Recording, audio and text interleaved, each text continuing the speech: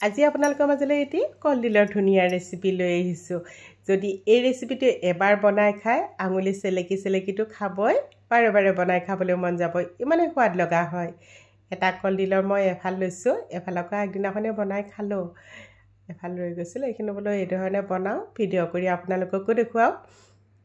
বহুতে খাবও পাৰে, যিসকলে খোৱা নাই এবাৰ বনাই খাই চাব। এনেকৈ মই 4 টুকুৰ কৰি লৈছোঁ।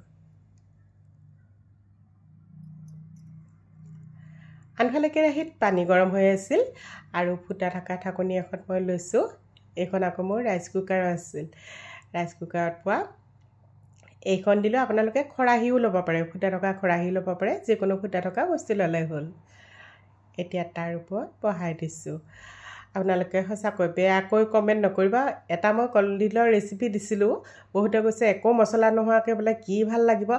সদায় একেধৰণে খাই ভাল নালাগে, কেতিয়াবা মছলা নিদিয়াকৈও খাই ভাল লাগে কিছুমান পাচলি, নহয় জানো?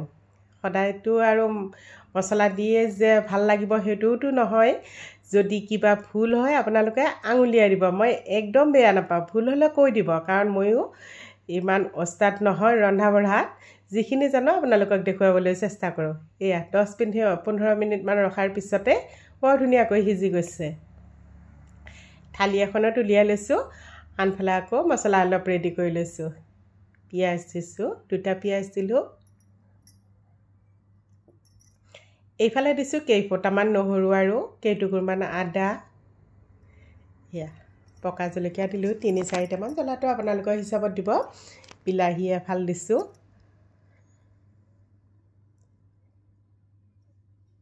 এতিয়া তাৰ লগত দিম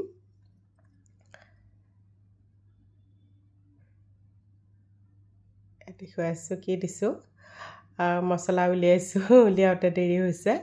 এয়া গোটা ধনিয়া দিছোঁ আৰু গোটা জিৰা দিছোঁ।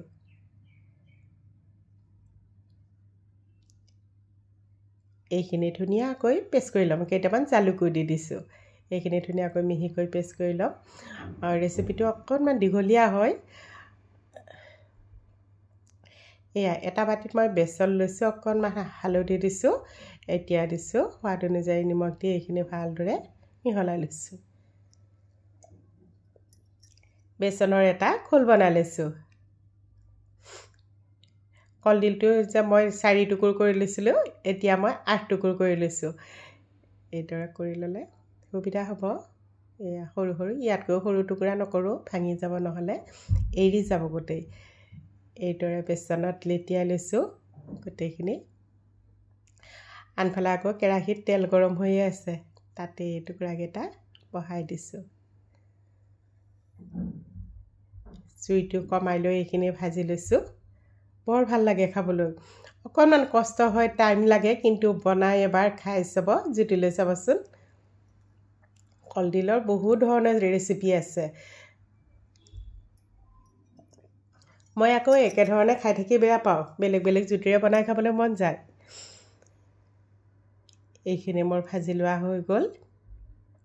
এতিয়া আলু 2টা টুকুৰা কৰি লৈছোঁ, আলু 2টাও ভাজি লৈছোঁ।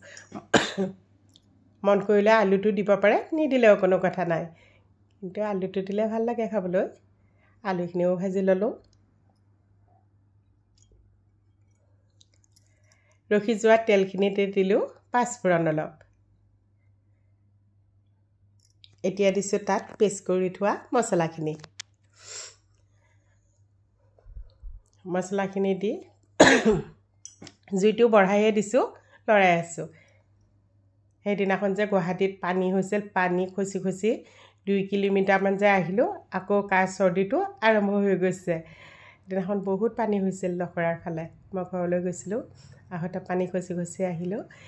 এয়া জলকীয়া গুড়ি দিলোঁ অলপ, জোখমতে দিলোঁ হালধি গুড়ি, সোৱাদ অনুযায়ী নিমখো দি লৈছোঁ। মই বেচনত অকণমান নিমখ দিছিলোঁ বাৰু, হ'লেও ইয়াতেও দিছোঁ তৰকাৰীখনৰ কাৰণে, বহুত বেছিও দিয়া নাই।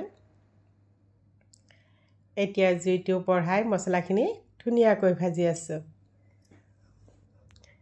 মাজতে মই আলুখিনিও দি দিলোঁ, আলুখিনি দিও মছলাৰ লগতে ভাজি আছোঁ। এতিয়া দিছোঁ তাত গৰম পানী।